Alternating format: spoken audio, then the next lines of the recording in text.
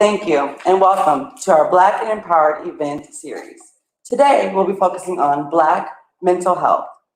Today's conversation may be extremely triggering for some. If you need to, please work on your self-care and take care of yourself. Also, we do provide mental health here at Metro Inclusive Health. So please join us for our conversation on Black mental health. Thank you.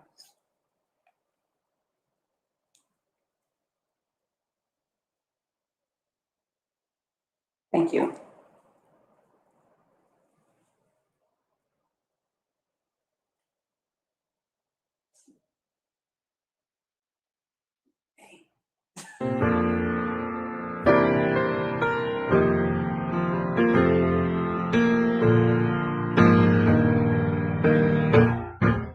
Lift every voice and sing till earth and heaven ring. Ring with the harmonies of liberty. Let our rejoicing rise high as the listening sky. Let it resound. Let it resound. Loud as the rolling sea. I like this part right here. Come on. Sing a song full of the faith that the dark past has taught us. Sing a song full of the hope that the present has brought us. Facing the rising sun of a new day begun. Let us march on till victory is won. Now we add a little something to it. Just to encourage you. We're gonna take it to church later. Let's go! We'll keep marching right till the victory is won. To all my brothers out there. Hold your head up, brother, till the victory is won. To all my sisters in the struggle. Keep believing, sister, till the victory is won. Till that day. Till that day comes. Hey. Let us march on. To victory. Till victory is won. Is won.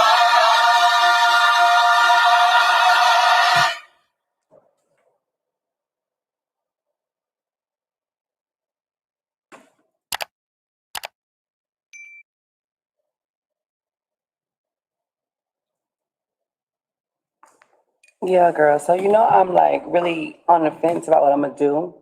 I like talking to y'all, but I just really need to talk just like a professional. I don't know if I should go talk to a therapist though, girl, because what, Rose? Look, talk to a who? That's some white people stuff, girl. We don't talk to Girl, but you know what? I mean, you think I think I'm white? I mean, Girl, I think you still should go to see a therapist. It's for everybody. is it? Yeah. Okay, I ain't gonna do it.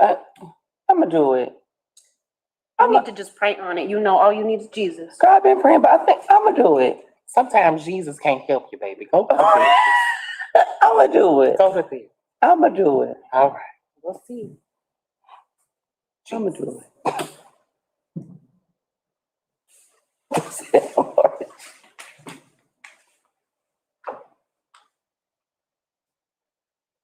Hello there. Hi, how are you? I'm doing good. How are you? I'm well. So my name is Kyla, and I'm really happy to be here. I am so excited. I hardly get any transgender clients.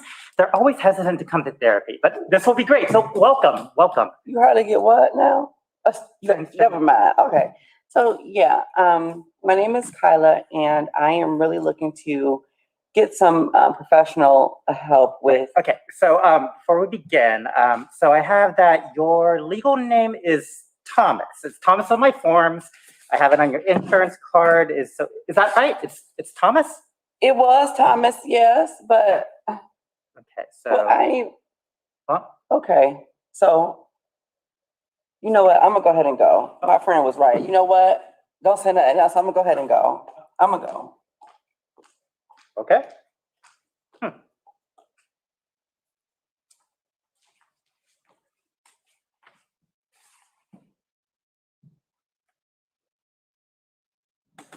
Girl, you wouldn't believe. Rose was right. No. Girl, I went to the therapist, girl, some white cisgender man. Girl, he probably was Puerto Rican or something. I don't know what he was, girl. Probably Colombian. Now, girl, we can't do that back. But I went to the therapist, I did it. Okay, so what happened? Girl, I went in there, girl. He went to calling me Thomas. Girl, I haven't been called Thomas in years, girl. Girl.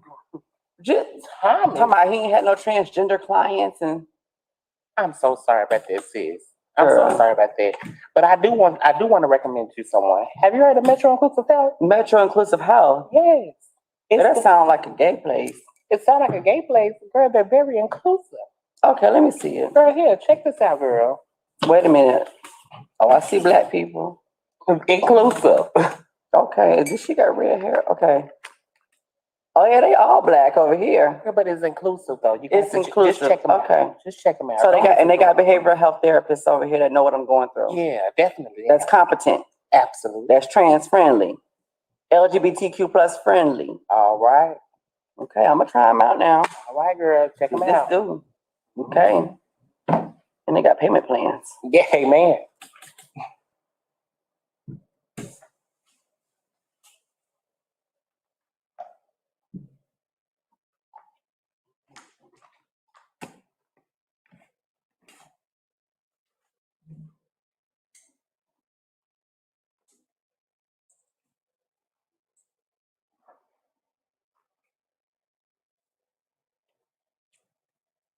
Thank you so much. Okay, so while that was really fun, that was to just illustrate exactly how we see mental health in the Black community. Sitting with some friends and kind of going over whether or not I should go. I think that's very real for a lot of us here on this panel. And we are simply here to really discuss these different issues that we may have in terms of our mental health. Tyrone, what do you think? Why do you think we're here? Just kind of share our thoughts about why we feel, especially for people, why we need to utilize the services for mental health. I think it's something that can be used by everyone, just to make sure that you're getting the assistance and the care and help. Absolutely. And what do we really hope to accomplish? What I'm hoping is that by the end of the day, everybody who's watching will be able to see how important it is to make sure your mental health is taken care of. I think we all worry about our physical health on a daily basis, what we eat, if we exercise, but we also have to take into account, how we're feeling, our emotions, how that affects us on a daily basis. I agree, because our mental health is something we can't see. And You can feel when you're tired, but you can't see your mental health. So this is our panel discussion, our roundtable discussion, and I want to go on to introduce our panel here that we have. As you all know, my name is Kyla, and I'm the trans program coordinator for our trans service that we do offer here at Metro Inclusive Health. We also have Tyrone Singletary, who is our program coordinator for Project Care. We also have Akil, and we also have Asher Gunn, who are also a community activist. And then we have Rose Hernando, who is our linkage specialist. And then we have Samuel Mesa, who is our peer support specialist. So we want to just go ahead and get right into it. I think that it's really important for us. Oh, and we also do have our therapist that will have. start with the therapist first. Okay, so first we'll have our therapist talk first, and then we'll go right into our panel discussion with these individuals here. So we have our panelists. We have Ashley Stewart, and then we also have Iesha Rodriguez, Dr. Kimberly Kinsler, and Rhamah Norris.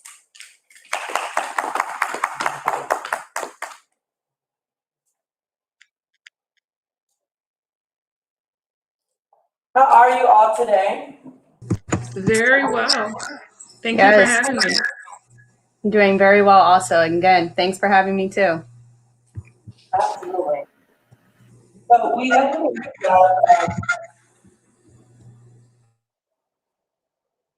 so what in your thoughts, what population of people are you all seeing in your offices at this time?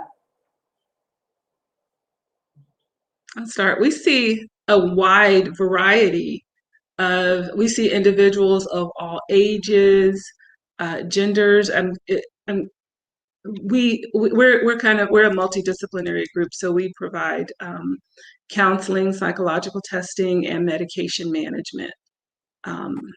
So we see everybody. So when you do say what clients you do see, please tell us what your practice, and then let us know what population you do serve. I'm sorry. Let me turn my volume up just a little bit. Okay. You said let you know the practice name. Okay, I'm sorry. The practice name is Kinsler Psychology, and we are a very diverse group. That's one of the things that I love about being here is that we have multiple ethnic backgrounds, we have multiple languages. We do our best to make sure everyone's welcome. I'm an Army vet, so we deal with those too. We assist the military vets, lots of individuals, whatever population, however you identify. We are, one of the things that we go out of our way is to make sure that everyone actually feels welcome. And that I saw some of the things in the skit, but I know we're not talking about the skit right now, so I will pass. So we can. So once everyone speaks and introduces themselves with their practice, we definitely can go right back into that skit because that's what we're discussing today. So it's an open conversation about the whole mental health aspect and how that works in our community. So definitely we'll get back to the skit. Okay. So Ashley, did you want to go next? Good evening. I'm Ashley Stewart. I'm the owner of LoveHugh LLC right off of Central and St. Pete, and we also serve Georgia as well and all of Florida. Our specialty is really doing eclectic services to provide persons of color, LGBTQ+, just anyone who identifies as a marginalized group, services affirming affordable, appropriate services. And we provide individual counseling, we provide immigration evaluations for those who need visas. We also provide creative expression because as persons of color, especially individuals in the marginalized groups, therapy, as the beginning of the skit showed, has a lot of stigma. So we provide a safe space for creative expression through music, through art, just creativity in general, and just really having a eclectic, affirming, holistic space for those in the community. Perfect. Thank you, Ashley. Rhamah or Iesha, do you all want to go next? Well, my name's Rhamah. I am a licensed marriage and family therapist and licensed mental health counselor at Metro Inclusive Health. We see a lot of different people. When you said like Metro Inclusive Health, there's Black people there, but it's like, no, it's inclusive. It's everybody, right? We have clients who are, well, I know that the youngest clients I see are 13, but Iesha sees younger clients than me. And my oldest client is in his 70s, I believe. We have people coming in from all sorts of different backgrounds with all sorts of different issues that they want to address. We talk about anxiety and depression, but we also talk about, career counseling. We talk about trauma. We talk about processing through, here's something that has happened. I don't know how to change the way that I think about it to change the way that I feel about it. We also do substance use treatment, and we have programs to help people to get to counseling. We have the payment plans, like you said, but we also have grants and programs. So if you qualify, your services don't cost anything. Iesha, I'll pass it to you. Yeah. Hi, everyone. My name is Iesha. I am a licensed clinical social worker, and I am also at Metro Inclusive Health. Kind of piggybacking off of what Rhamah says, we do see a very wide range of clientele. Like also Rhamah was saying, I do tend to see the younger kiddos. I see kids as young as 3, 4 years old to adults and up to their 60s and 70s. I do have a lot of history working with the littles, so I thoroughly enjoy using different play therapy techniques in there involving music, art, YouTube, Sesame Street, all the above, everything. And yeah, like Rhamah said, we do have grants available for certain populations if you qualify. It's always great to just give us a call and see what we can help you with. Thank you so much. So, very well said, ladies. And you all covered some really important things, from being able to assist veterans, marginalized communities, and everyone, including you. So with the skit that we did do, is this a reality for some of you when you do see your clients of color? Oh, Anybody? okay. Yes, you know. Let's say this one time, y'all. We're gonna have to be open, as open as you can. Okay, so be honest, and that's the only way we're going to go and get to the possibility that we. Yeah, like, you know, it's amazing sometimes to see the relief that clients have when they see somebody that looks like them in a professional setting like this. And I have had countless conversations and countless affirming clients that yes, this is the reality of their experience. They come into a session with a therapist that might not necessarily look like them or identify with the same cultural background, and they get walked all over. They feel like they're being gaslighted because no one understands what's going on with them, and they eventually fall out of therapy. So the relief you can see in just their body language is so real, and one of the biggest reasons why I do what I do, because as someone who identifies as Afro-Latina, I have both of those things in me. So it's amazing to see the population come and realize that there are people that identify with their culture that can understand some of those stigmas that were associated that we grew up hearing. You are absolutely. When I saw this skit, I was like, wow, this is like, it's definitely real life. And so that is, for me, is one of the things that when I first started, I've been doing it for a while, for like 15 years now. But when I first started, I put my picture on my business card because my name is Kimberly Kinsler.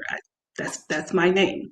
And if you were looking for an ethnic minority, you would not look at my name and necessarily think, okay, psychologist, Kimberly Kinsler, yeah, that's the Black woman I want to see today. So and I recognize that, and shout out to actually consulted with one of my pastors, and he was like, I don't know what color you are.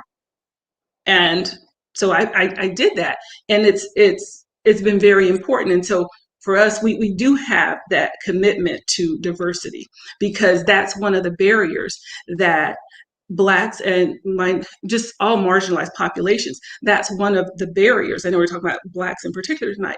That's one of our barriers to mental health treatment, is that we can't find anyone who looks like us. And you're right. If we don't find that, there are, classes that all therapists take in cultural competence, but sometimes it's just, cultural competence, it's lip service. We actually need someone who understands that if I say, oh, I could just kill that child some days, you don't have to call DCF on me. I'm not actually going to kill him. So I won't. I just had to share that because that's happened. Y'all can clap for that. That was nice. Anybody else? I know that I saw that skit and I went, oof. Because, maybe we'll get into more of this, but my job as a therapist is not to treat you like, okay, get in here, let's see what's wrong with you, let's get you out, goodbye. Right? Let me look at my legal paperwork here, da da da da da. That's not my job. Right? I do have to make sure that the paperwork reflects you, to make sure that I know what it is that you need. But my job is to help you with your goals, right? My job is to say, oh, okay, I see that you're ready to get started. I do want us to like make sure that this paperwork is completely filled out. Do you want to do this at the beginning or the end, right? Thank you so much for coming in, ready to give me some stuff for us to work on, because it sounds like you are really struggling with something. Let's get started, right? It doesn't have to be this, it doesn't have to feel so clinical and invasive.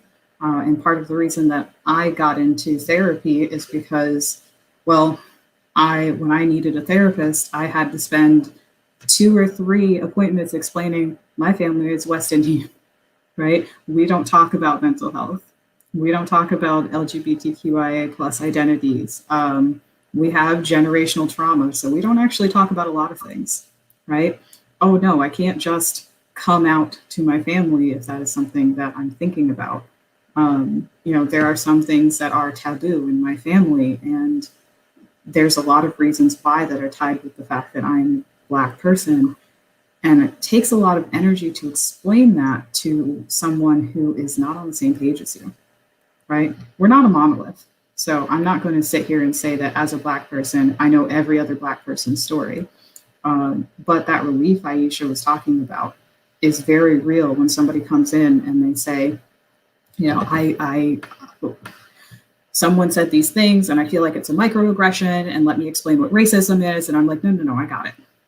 You don't have to explain that to me. You can just let me know and we can process through it and work together to figure out how to address it internally and externally if that's necessary. So it's part of it for me. Very, very well said, Rhamah. I love that. And actually, I'm so happy to see your face in this space. Did you have anything that you wanted to add to this?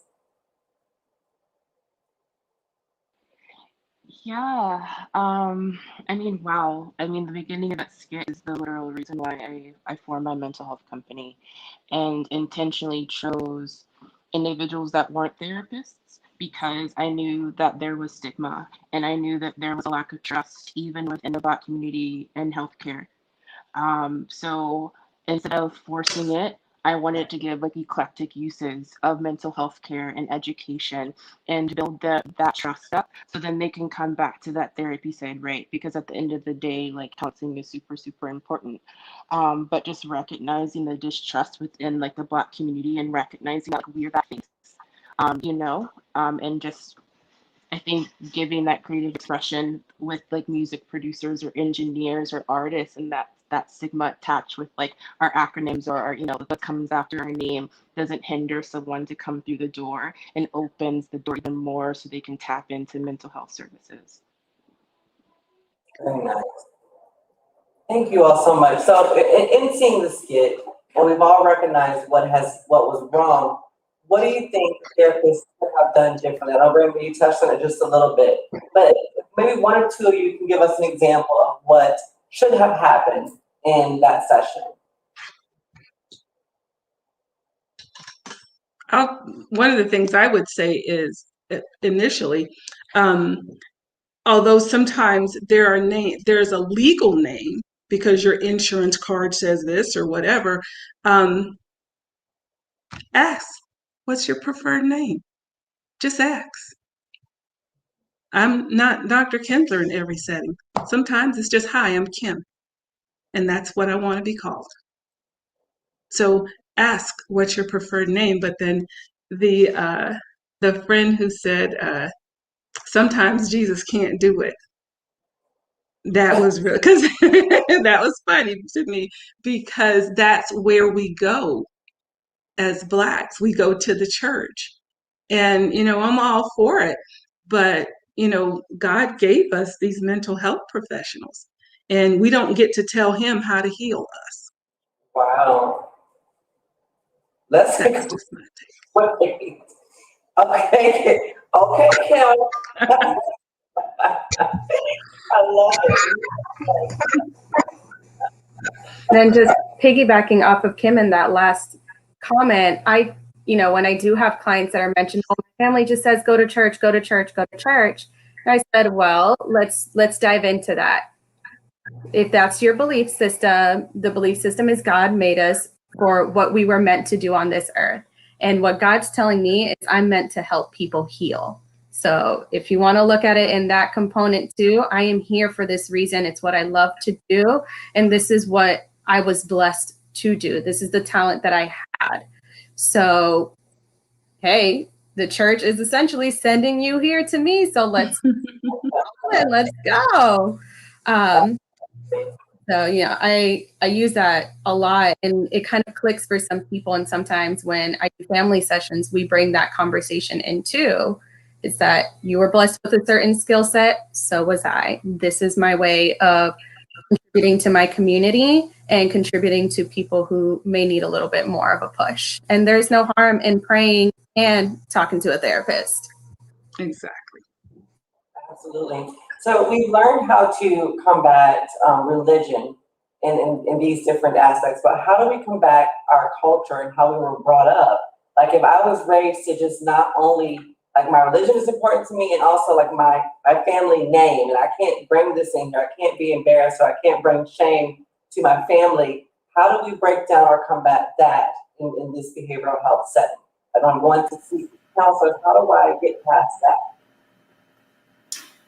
So one of the first things is confidentiality is a really big thing with mental health counseling. We are in the health professional field, right? You're not just going to a person who gets to say, like, take what you say and go spread it around the community. You are going to a person in confidence who will be able to say, okay, this doesn't leave this room.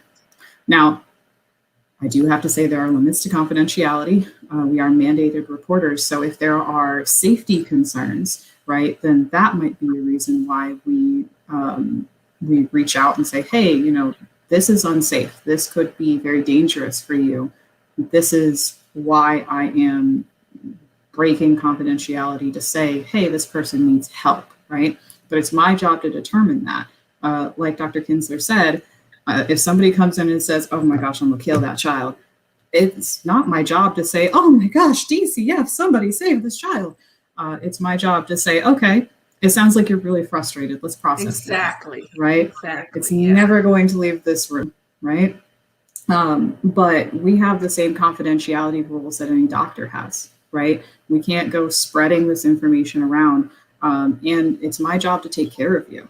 If you come to me in confidence and I spread that information, then I'm harming you and also violating all of our ethical codes and our legal codes, and I will get sued and also go to jail for a very long time. So important. Okay.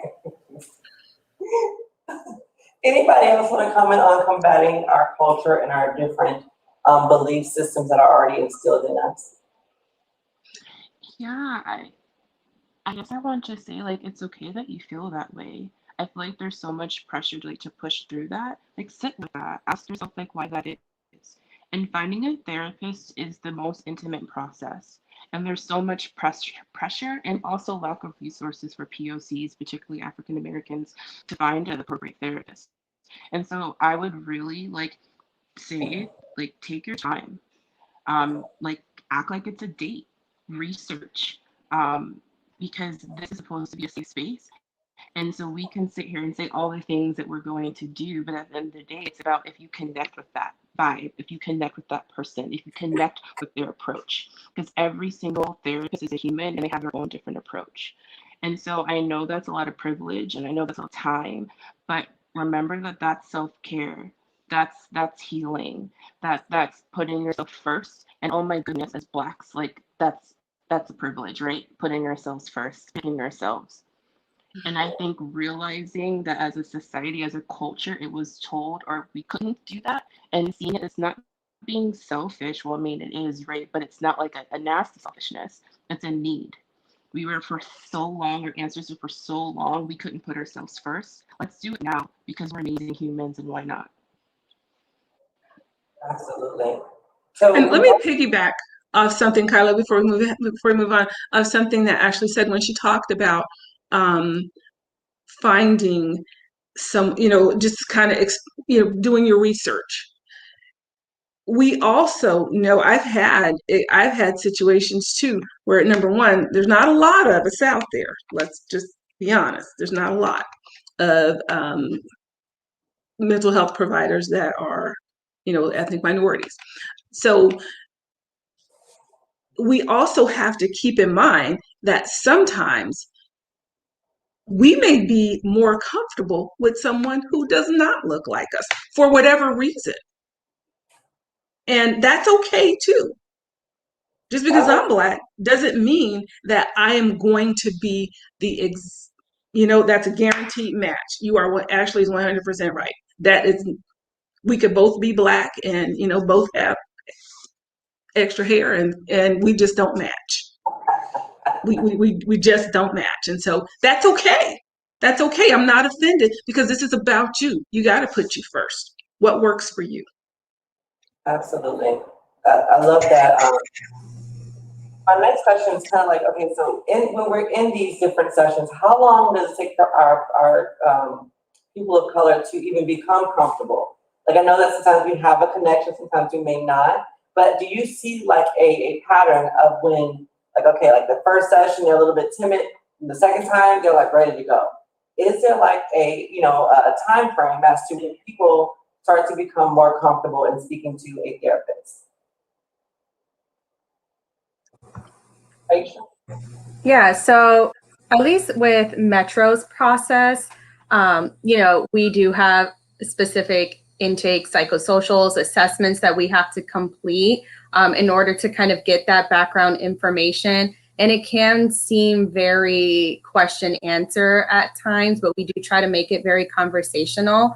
What I've noticed is after those intake appointments are done and we're like, okay, I'm done asking you all these super invasive questions about all of your personal history. Let's start to establish that rapport. And you're establishing rapport from session one, but I find that that building time where you can establish that connection, usually at least within Metro and my clients, happens after we get all of that initial information that we need in order to kind of create the treatment plan and kind of create our goals and things like that. So I would say usually around sessions 4 and 5 is when things start to click or not click. I've had clients tell me from session 1, and I've had clients tell me like 3-4 months in that, I don't think this is the right fit. And okay, that's fine. Let's work together. And what do you want in a therapist? And that's also a question that I answer or I ask during my initial appointments is, what are you looking for in a therapist? Do you want someone who has more creative liberty? Do you want someone who's more, research oriented? Like, what are you looking for? And it kind of sets them aback sometimes, like they're not sure. And I said, that's okay. Let's figure it out. And, we tend to figure that out together. And sometimes they stay on and sometimes we pass them to somebody who would fit them better. Mm-hmm. Absolutely. And rapport building, it's going to start from the moment they make the phone call. This is a really, really hard phone call to make because you're not, we seem like really nice people to us. We do. And we do our best to be nice. But what we're asking our patients to do is to say, I have a problem that I can't solve. That's what we're asking them to do. And so to pick up the phone and say that essentially is what you're saying is really, really hard. So the average number of times that a person's going to come is 2, actually. That's the average number of time a person comes to therapy.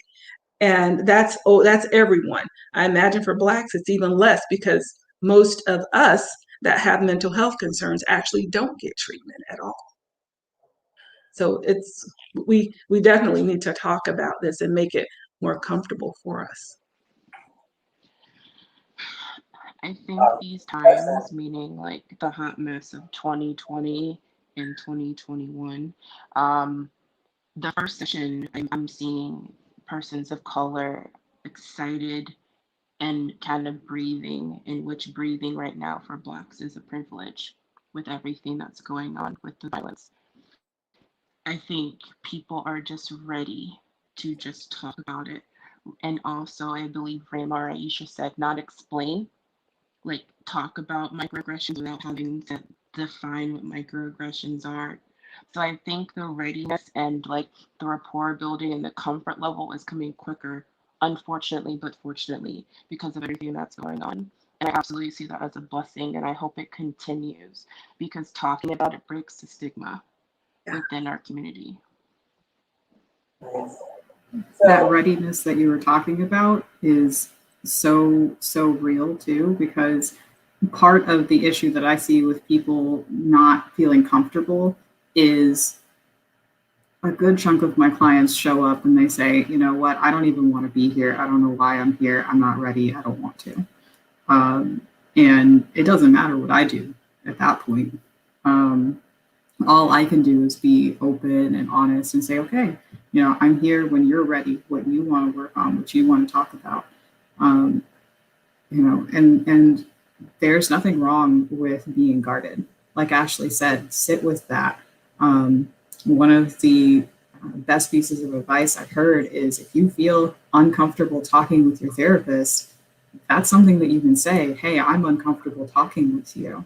We don't have to go any deeper than that, right?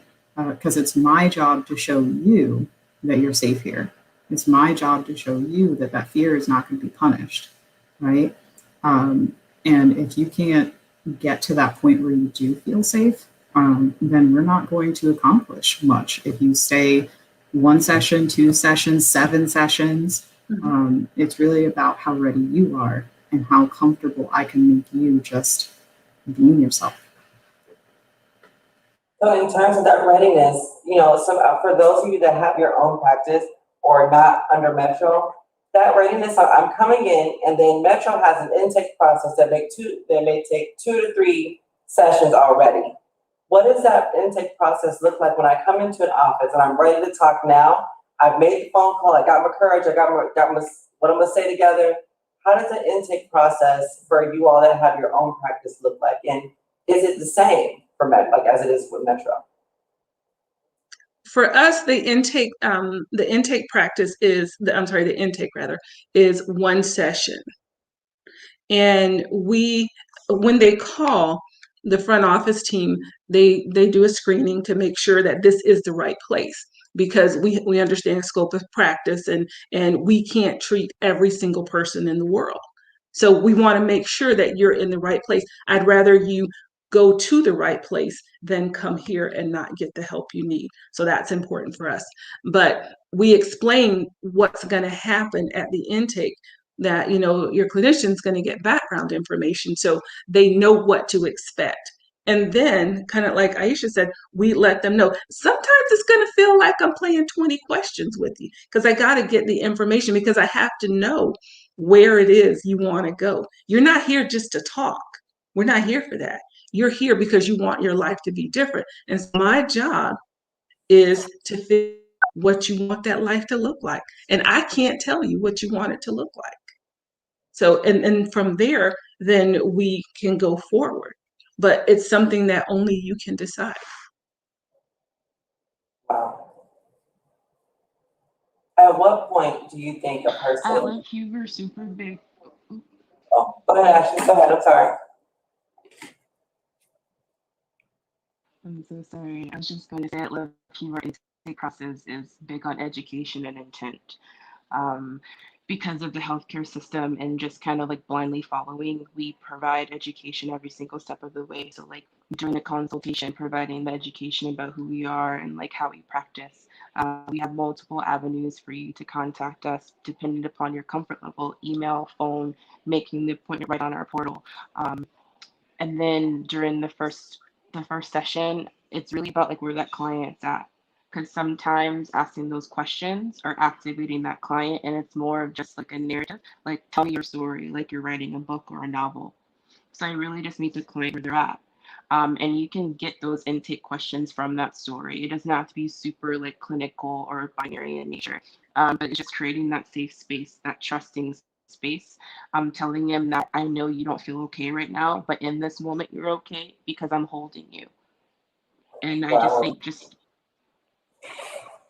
just telling them it's okay not to be okay, and thank you for showing up. and however that comes across, that's our mission in the first process. That validation is very important to clients as well. Does this, for those that work with youth, is this the same process for youth of color? And do you find that it works easier for adults or for youth?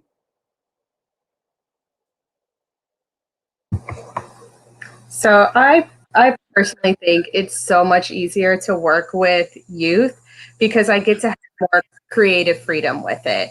You know, because if I'm sitting here asking a little 6-year-old Black boy, hey, has anybody in your family ever been diagnosed with a medical condition or have a history of mental health? They're gonna look at me like, what are you talking about, lady? Like, I just want to talk about how I didn't like or so-and-so from class was being mean to me and that's making me really sad. What are you asking me about? So I love doing my intakes with the youth clients because I really get to see them create this story. And when it's a little more difficult via video, but when I'm in person with the littles and the youth clients, I get to use the art, the creative methods. I've had clients draw me pictures on like what's going on. And one of my favorite examples is I had a young teenager who was dealing with a divorce and they were really artistic and they didn't know how to bring it across that they were struggling with the divorce until they drew a decaying family tree. And that to this day is one of my favorite examples that a client did and showed. And it's an example I use throughout my services. Sometimes we can't get it out in words and we need to have that creative outlet. And I find with the adults, they're a little more skeptical of that.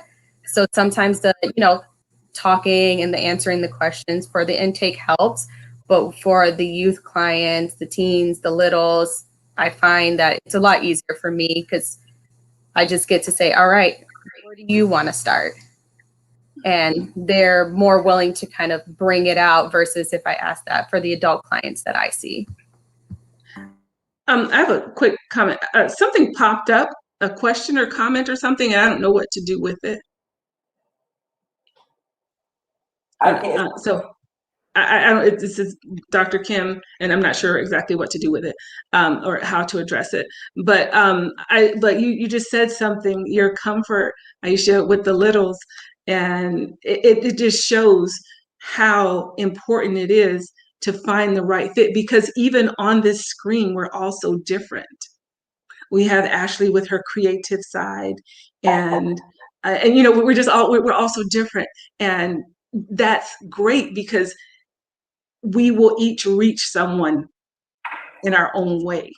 And we have to remember that we all bring something unique to the table. So yes, you do have to find that one person that works, that fits you. So if there are some pop-ups, I apologize, I can't really read the screen right now, I'm too far back. But I want to ask a question in reference to privilege. We throw the word around quite a few times. And have any of you have ever had any issues or any times in your offices where you've had to deal with somebody who is not a person of color, but also that is not aware of their privilege and not aware of just the privilege that they hold? They can take your time. I see you taking a deep breath, Norris. You're using your own coping mechanisms in this very moment. You can just explain what that looks like.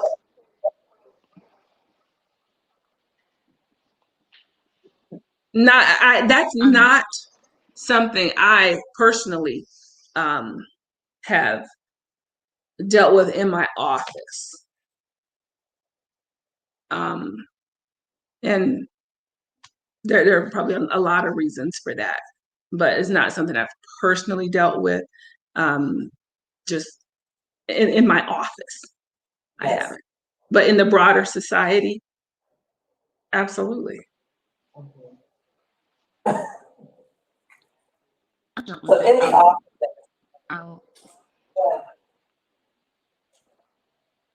Um, I have a lot of individuals who aren't persons of color because we do marginalized groups, so LGBTQ plus individuals, and I'm a safe space. And absolutely, especially older clients, just because we have to understand like culture and society comes with that and then understanding. Um, and it's been harder if I can be vulnerable with the times to show up for them just as well as my persons of color. But that's on me, right? Because I'm their therapist. And like a wonderful human, Kyla Emmons, informed me that that's about what I need to do to show up for them with whatever they're going through at that moment in time.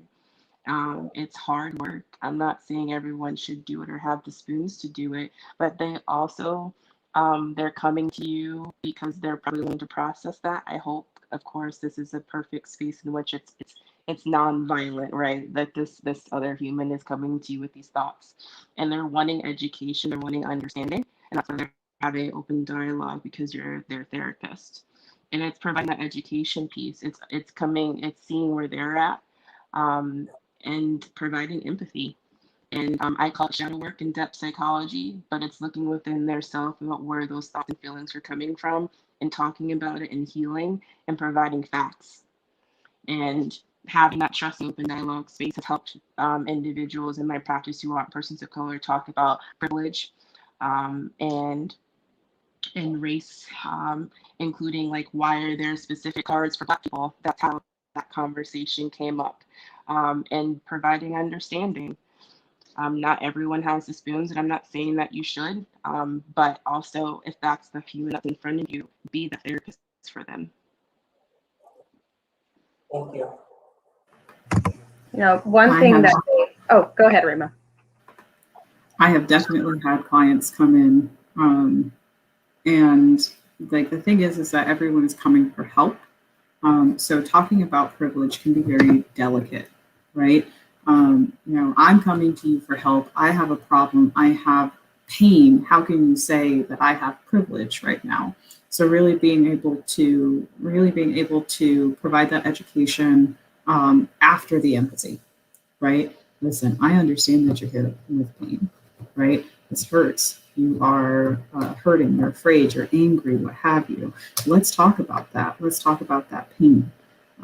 If they are there for education, if they are asking me that question, then being able to define privilege as just, you know, this is something that makes life harder for some people that you don't have to worry about, right? And that was what it makes it so hard to see privilege, and what can also make it so painful to think about privilege, and being able to have that dialogue. I am human. I am a therapist in therapy, right?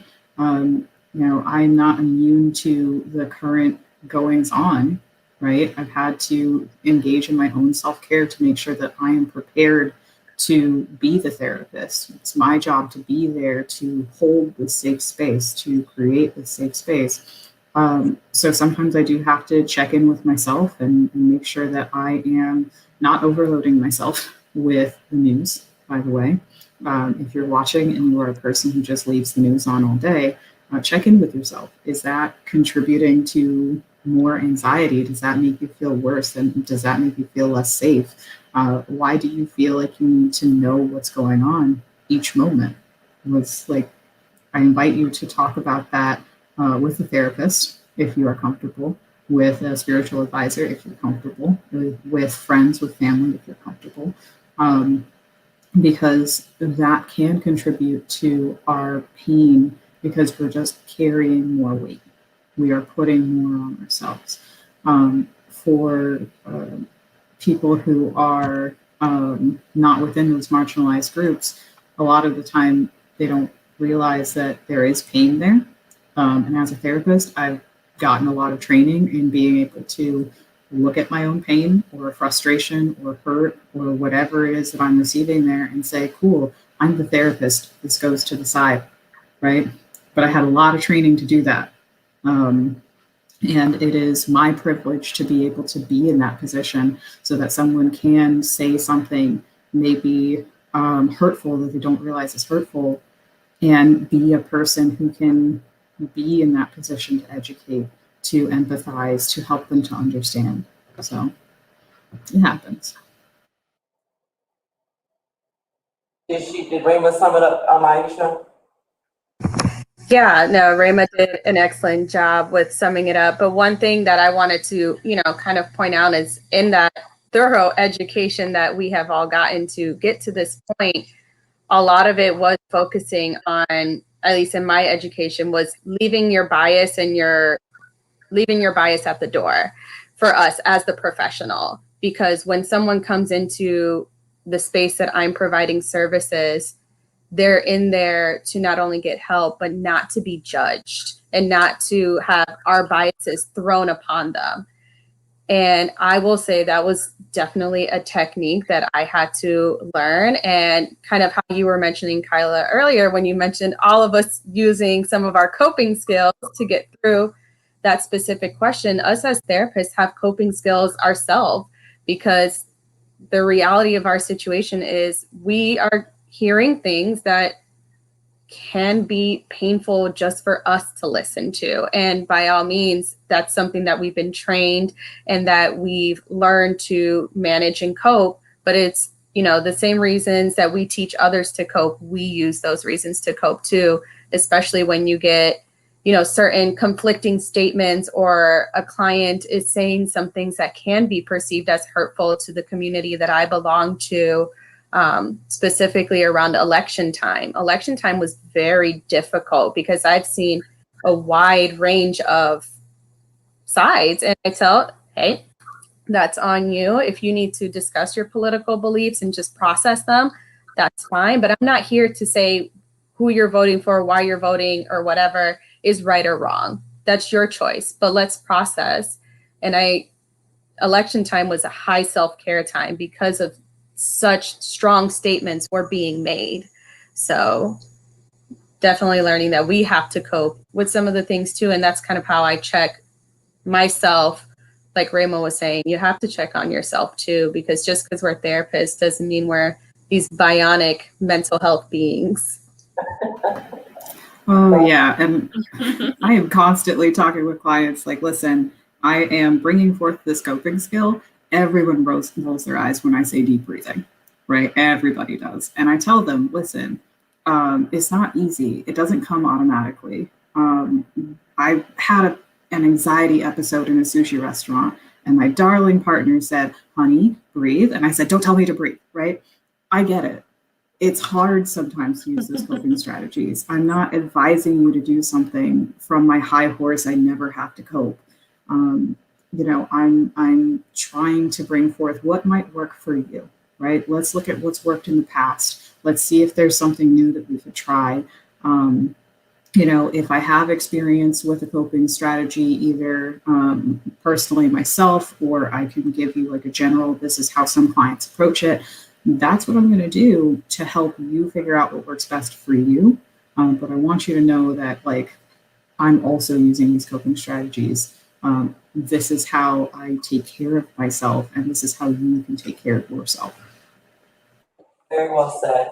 So we are coming to the end of our time, and I want to just say that you all look absolutely amazing on the screen. The screen was made bigger for me, so I can see you all much closer now, and you all look absolutely amazing, and I am very happy.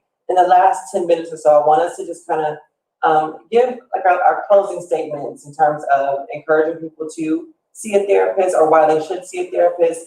Oftentimes I get, people feeling that therapists are going to tell them to do something or make them do something. That is not the job of a therapist. The therapist is not to make you do anything. So could you all just please, in your last elevator speech, what is something, why should people see a therapist? One of the reasons you should see a therapist is because you want your life to be better. If you want it to stay the same, you have a choice. It's yours. However, the therapist is there to help you, to assist you make those changes so that you can live your best life. No other reason. They're not there for you to live their life. They're dealing with their own life and they're making changes in their own life. As Rhamah said, I use my own coping skills. I'm someone personally who values peace. So if the news is on when I walk in the house, if I don't want to hear it, I turn it off. I value peace. Silence is golden to me. That's what I like. As far as the seeing a therapist, also know what you want. What do you want to change? You're not just talking to talk. It gets pretty expensive. You're there because you want to change. Know what you want to change and let them help you. They're going to try to come up with a treatment plan. I know we didn't talk as much, but Ashley mentioned taking control of your mental health. She mentioned that to a degree. And that's important. This is all you have. This is the only life you have. Make it a good one. That's why you need to come to us.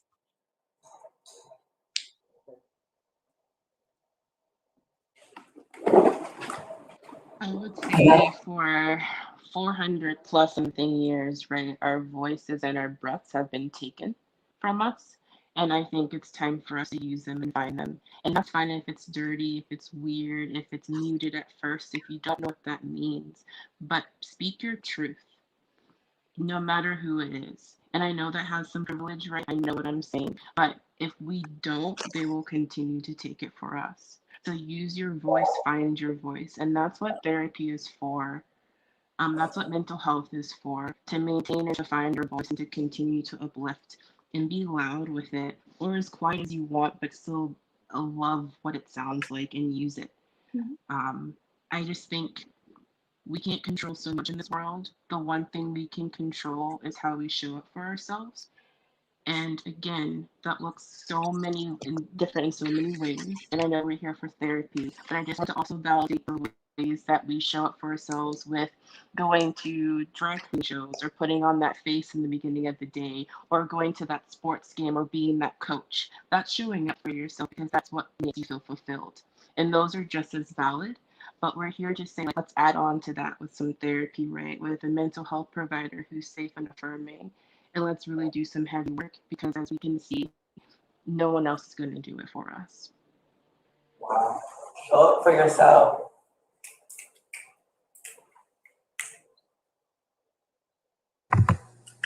All right. So I have so much that I could say, but kind of what Ashley was saying, do this for yourself. We are allowed to be a bit selfish when taking care of ourselves. You know, we most of the time go get our doctor checks. We make sure that our bodies, our physical is, going all right. Why not with your mental? And I see some questions in regards to addressing the stigma, and we can't address the stigma if we don't address how we feel about it ourselves. One of the biggest ways to battle stigma is education. And that's why for all the psychoeducation and just informing you of, okay, what is mental health? What does a anxiety diagnosis mean? A depression diagnosis mean? Versus like, you're just really sad, you're depressed. Okay, but why? And I hear that a lot is why. And coming to therapy can really help address some of those internal whys, even if you've lived what you believe to be a picture perfect, white picket fence life. You can still go in just to maintain some of that peace and that serenity that you have within yourself, and just to check in, the same way we go to annuals, physicals as preventative measures, we can do mental health sessions as preventative measures too. And especially in the, people of color community, again, it's a privilege to be able to do that. But going and talking to your local centers, resources available where you can find like a really decent sliding fee scale, or, some of these programs that we do have are, like Ashley said, finding an affordable place to go that might not necessarily be a community center or, a big name business or something like that. So I say do mental health for yourself and just to help take care of you. We only got one body, we only got one brain. Let's take care of it.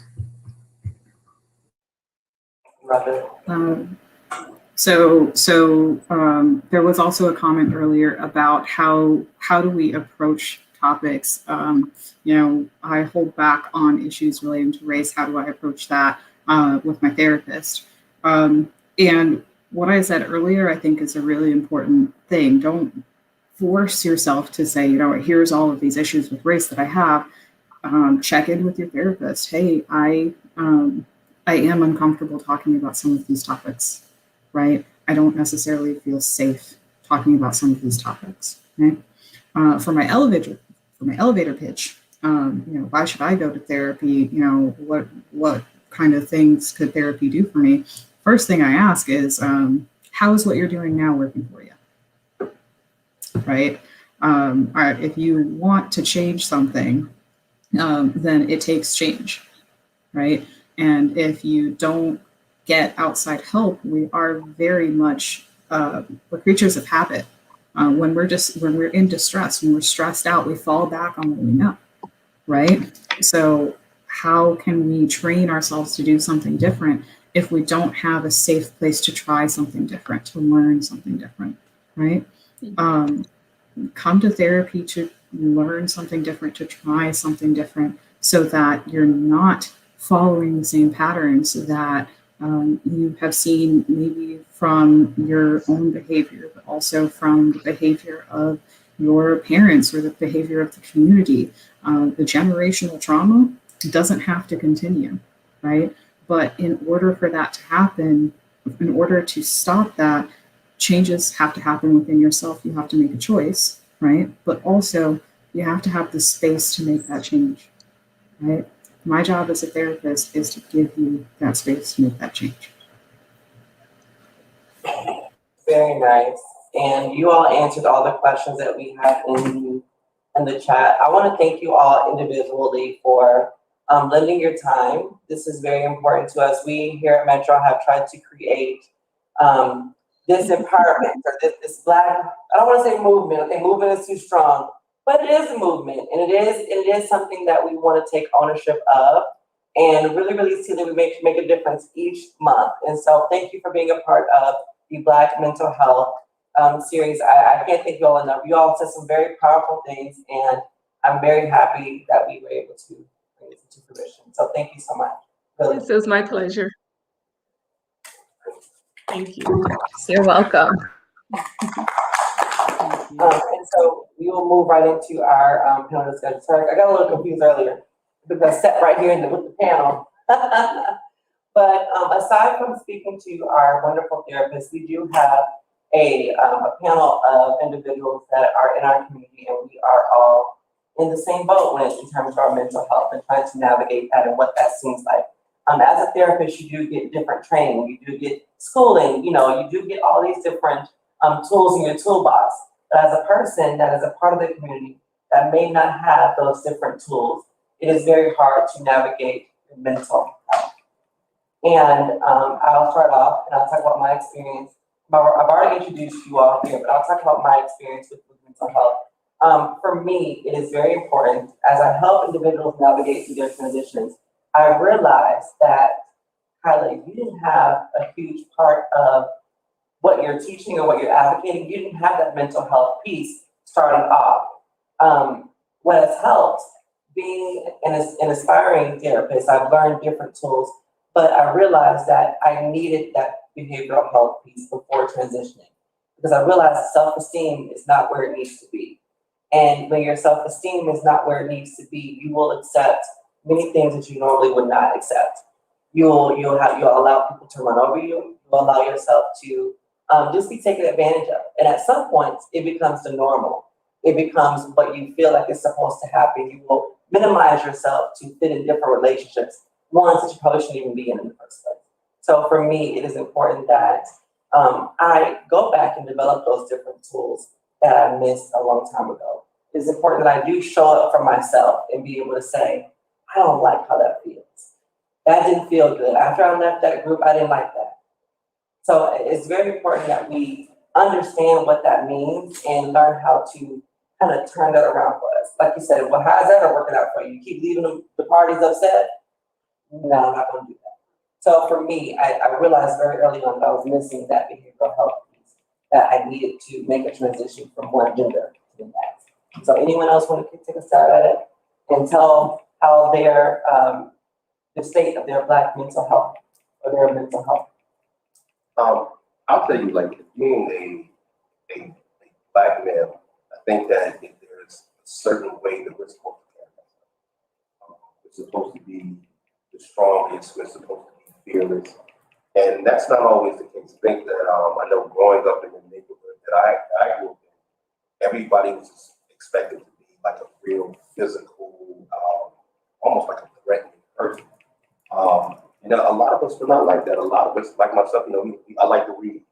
I was very quiet, but and I was telling the panel earlier on, there was almost like there were two different Tyrones when I was growing up. There was the Tyrone that was in my house with my mom, my dad, my brothers, and my sisters, while I'm helping people, and I used to wear glasses so that it was always a bookworm type of person. And then when I got out the house, it was almost like a thug. I was like a totally different person just to fit into the environment that I was in. And that's just based on, you know, this is what was expected of me. And it took a while. It actually took for me to get into trouble. And they forced therapy on me because I was one of those people who felt like therapy was for crazy people. If you go to therapy, that means you're crazy, you're certified. I don't need that because there's nothing wrong with me. Everybody is just like me. Not realizing that everybody probably in my area needed some form of therapy. So it was an eye-opening experience for me. I know that when I first engaged in therapy, I hated it. I never planned on coming back. I tried to shock them into realizing just how hard of a person I was. And you know, after like 4 or 5 visits, I just found myself really looking forward to going back there and just being able to talk freely, getting some things off my chest. And they, you know, I heard the term coping skills throughout the day, giving me coping skills to be able to understand or control the anger that I have. I mean, there's still some things that I do today. I mean, you're talking about, I'm almost 50 years old, 49. 49, not 50. A couple months. But, you know, you're talking about 35 years that I've been using these same things, and it's simple. You know, deep breath, counting to 10, thinking of a calm environment. What's your favorite thing to do? I mean, all of these things just to get me to be able to calm down and not get mad. Somebody mentioned earlier today, I think, Kylie, you asked a question about privilege in the workplace. Now, I'm going to be honest. I've noticed privilege throughout the workplace here. And that's something that I'm pretty much, I tend to go to the person when I see that, and I have to say something. But without those coping skills, the reaction would be a lot different than normal. So, I mean, I think that therapy is something that's very much needed, especially in the Black community, especially for Black men. I think it's something that we should do more.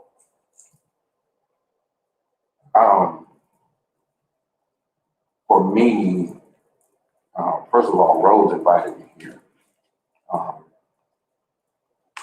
I came because I know what it was like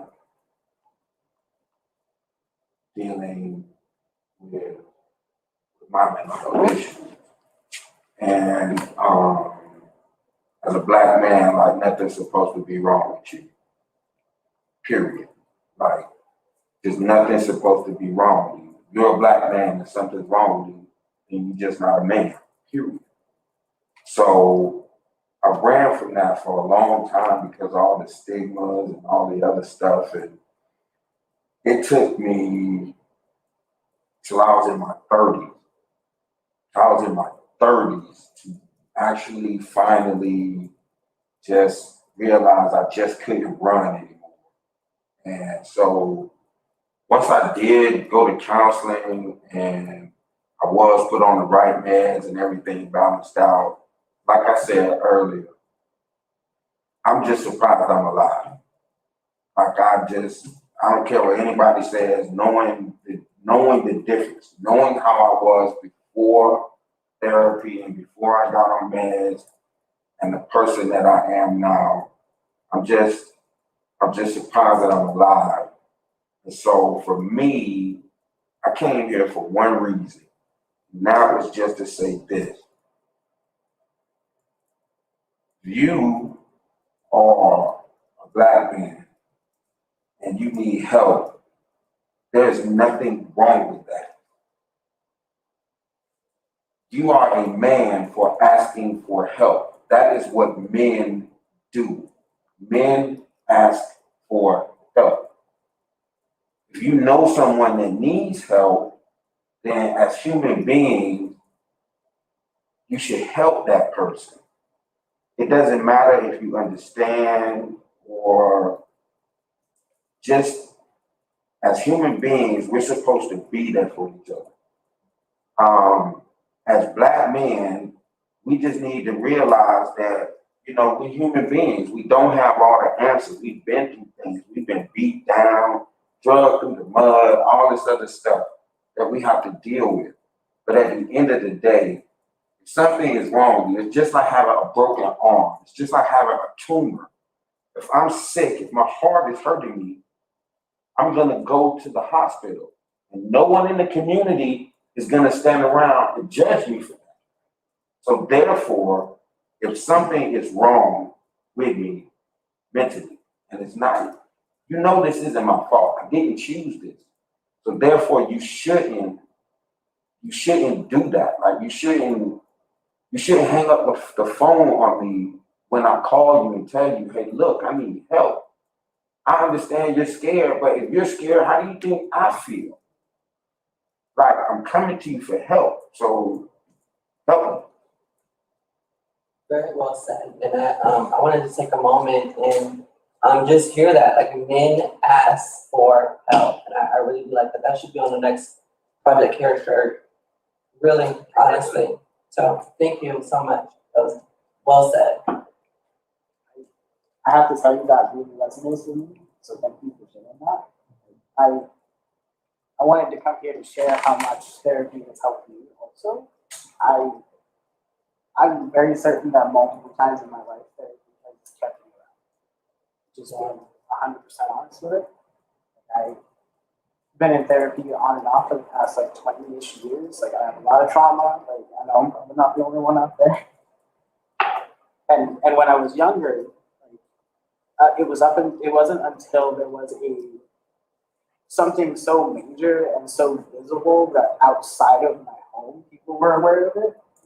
Till my actual family said, okay, we gotta get you somewhere and take you and go get help. I come from a West Indian family, therapies for crazy folks, right? Like the therapies for white folks and crazy folks. And if you're neither of those, then what are you doing? Right? But one of the things the therapist said that was really helpful is that you are gonna get that education. So even from when I was single-digit years old, going to therapy, knowing that there is a way things out that I don't necessarily have a way to talk about with anyone else, that it's an option, made that so much easier for me to make that phone call when I was 19, right? You don't have to have all the answers. You don't have to know how it all works. I'm always telling my current therapist, I don't know how to do life with everything that I have going on, and I need help to do that. And then I got it, and it just turned everything around 100%. Right? It's a process. One of the therapists mentioned that you kind of have to date your therapist and find the right ones. And I would tell you that I have been on many dates. I have done the swipe left because sometimes it's just not the right fit, right? But the place that I came from, with the experience that I had, I felt so small that when I got older, I couldn't even accept myself and who I was, and I had to unpackage all of that, right? I have all this personal trauma, I have all this generational trauma, and like the fact that there is a way to do something about that, right? To like take that hurt and like imagine that it's so small and contained and soft and fuzzy. It's a kitten and it's your friend now, right? Like you can go from some of the darkest places, the places where you don't think anyone has ever seen, anyone has ever experienced, right? And come out the other side. Because there are people that like it's their whole everything out. It took me a while to get there, but it is one of the best things I've ever done. So,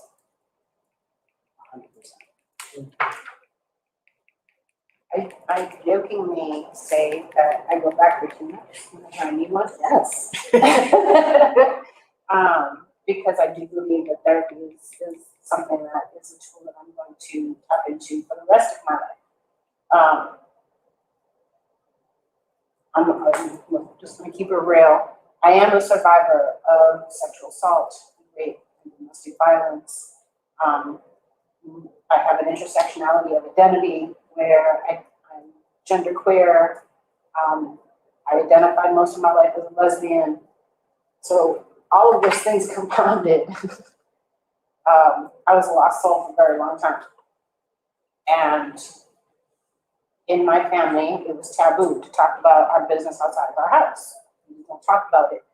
Everybody knew that my father was a sexual offender. Everyone knew his history. No one told anybody. And it happened to almost every female in my family. And so, because of that, I buried it for a really long time. And his assaulting me happened over a duration of almost 2 years, between the ages of like 13 and 15. Right before I turned 15, something in me snapped because he called me a whore in front of my friends. And me knowing he's the only person who was touching me. The rage that I felt in that moment kicked in and we went at it. Physically went at it in that house. He no longer sexually assaulted me because he knew I was going to fight back. But it was physical violence from then on. But in my mind, in my 14-year-old mind, I now related rage and anger with safety because he's no longer raping me. So that got all twisted up for many, many years. And I was raging on everyone because that's what made me see. Until I went to therapy, I didn't make that correlation. And even after I went to therapy and I started talking, the therapist says it's good to talk about this stuff, talk to your family, share this stuff. Family members would chastise me and shame me and tell me that, you don't go to therapists, you don't tell your business, that's weak. They can't help you. They were the only people who were helping me. So thank God I stuck with it. I had an amazing therapist in the very beginning who let me run from her all the time because I was scared as hell. But I also wanted to speak on the fact that one of the questions that came up was not being able to relate to a therapist and that being a barrier, right? And not being able to really feel like you can share certain things. The fact of the matter is less than 2% of the American Psychological Association members are people of color, are Black people in this country. And we're already facing an uphill battle. In a perfect world, yes, we will find a therapist that will be the perfect fit because it is, just like Ashley said, an intimate relationship. You have to trust this person. You have to feel safe with this person. And we're not really given that luxury to be able to find that person that we're going to feel completely comfortable with. So all that being said, I encourage more Black and brown people to go to school to become psychologists, therapists, please, because we need y'all. But don't give up. If you need that help, you will find someone who will be an ally. They might not be able to look like you or relate to you, but they will be able to help. Just don't give up. So my story, I decided when I was asked to do this, I did my own research because I was just curious to know, because I'm I'm a Hispanic male, right? And I wanted to know, it's kind of like in our culture how we just don't ask for help. You know, we just keep it to ourselves, we keep it whatever. So I looked it up, and it's about 16% of Hispanic adults that are suffering with mental illness each year, and many of them they don't get help. They don't go ask for help. So for me, growing up, my mom, I love her dearly. She was a single mom, raised 4 kids, but her thing was, you come to me. If you need help with anything, you come to me, which was fine for a few years. But when I was 11 and I got raped, and I came to her, and my rapist is still in the house, and nothing's happening, well, I can't come to you anymore. You broke that trust, right? And so after that, I couldn't start trusting people. I couldn't start telling people my story. So I was sharing with the group earlier that I was 34 years old when I sat down with a therapist for the first time. I was 11 when I was raped. I turned to substances, alcohol. 20 years old, I had my first drink. At 32, I shot up crystal meth for the first time, right? And I turned to those things because it gave me a sense of freedom, a freedom from the distress I had from my mom, the distress that I had from people, but just to get away from the memory of being raped over and over again. All of my partners that I was with, sexual encounters, whatever, they all had the same, it was this weird thing. They had the same kind of concept. It was like I was trying to relive the rape over again. And, and it was just weird. I mean, it's weird that I think about it now, but I want to mention it because it's true. It plagued my mind for years.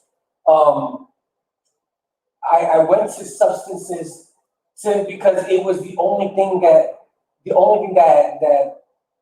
helped me to cope. That was my coping skill. There was none of this breathing or counting to 10 or no, I could just shoot up. It's just easy. I know that as soon as I took the tourniquet off, I was good. I could count back from 5 to 1. And I'm good. I'm relaxed. Or I'm doing whatever it is that I want to do. But when I did start to talk to a therapist, I went through 3 therapists before I found the one that I liked. And it wasn't because that therapist did anything. It was because, how can I trust you with my story? I have a unique story. And that's just what I thought. Everybody that I speak to, they say the same thing. My story is unique. My story is, how can I trust you to share with you that I've prostituted myself for my drug of choice without feeling that bias, like Iesha and Rhamah were talking about earlier.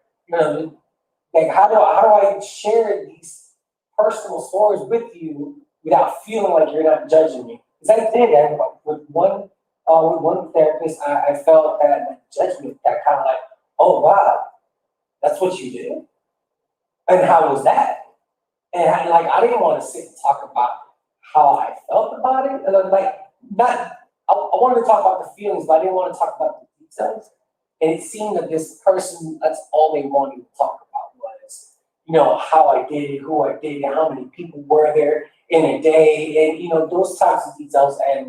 And so of course I went to another one, until I found one that she was awesome. She was like, all right, cool. So you like pop culture? I like pop culture too. So let's do it, and it stuck with me until now. She's my therapist now is just awesome. She works with me. She meets me where I'm at. She understands who I am, and so what I say is, like everybody else is saying, if you need help, get help. Because you can't change anything by doing that. So yeah, just know that substances aren't the answer. It's okay. It's okay to not be okay. What's not okay is if you stay that way. And by by talking with therapists and talking with, you know, like-minded people, you know, change will happen. And just know that it's not gonna happen overnight. That was one of my mistakes at the beginning. I thought that if I spoke to a therapist once, boom, I'm done. Jeez, I don't have to come back. I'm good, right? But I've learned that this is a process, and you know we're evolving as we grow up, we get older, and we're a different person, and we have to understand that there are feelings and stuff in each stage of our life, and we're gonna need those therapists to help guide us through. So. Thank you for that. Sam, I mentioned how proud I am of you earlier. So working here with Metro, you see different people. It could be in passing, it could be however, but you do hear many different stories. And I just want to say that I'm really proud of you to hear the other side of your story. Really, I really am. The energy at this table right now is really good. Like I feel like it's okay to be vulnerable. I feel like it's okay to be honest. And I think that is one of the things that you want to feel when you are seeing a therapist, when you are discussing your mental health, when you are around people that you know genuinely care. That's what you want to feel. And I think if we had more feelings like this, we could express it more to different people. So thank you also for creating this space. Thank you, Tyrone, for taking the initiative and wanting to and leading this group. If you didn't want to, but I think you were the perfect person to do so. I want to ask, was there any experiences with therapists that you did not like? And then when you did get one that you did like, what was that? What was the difference? My first therapist was an amazing therapist, but I hated her because she was so effective. She worked with me for a good year and a half to help me break through the pain that I was feeling, to be able to process stuff. But she would get me to that, right to that edge, and I'd be gone. I'd miss all my appointments. I wouldn't come back. I wouldn't answer her calls. Just messed up. I would just be too scared. Became reality. You could see. Okay. Yeah, and she tried lots of different things with me. She did role playing. She did therapy. She did all of it. And it was just about confronting my father. You know, she would get me to that place where she's like, this would be very good for you. You know, this is the stuff that you need to do. You need to just talk to him and tell him that wasn't happening, right? So she brought in a teddy bear one day, and she placed it on the couch. And I walked in, and all she said to me was, "A teddy bear right there is your father. You can do or say whatever you want. No judgment. I'll even leave the room if you want to." I tore that bear up. No. Like, at first I felt silly, you know, like slapping it, but something kicked in. And when I tell you there was fluff I ripped that head off, I ripped the off, like it, and I was crying by the end of it and exhausted. And she came in, she helped me pick everything up, and we started that process. She helped me break through fear of the confrontation. And that took almost a year of me just running from her. But I thank God for that, because that was a very painful experience, but it was so necessary. And that's something that we kind of have to face, that it's going to be really scary and uncomfortable sometimes because of the trauma that we've experienced. But it's necessary to push through that pain. It's so necessary to push through that pain. And that's why it's important to have somebody you can trust. Absolutely. Anybody else? As far as therapists, I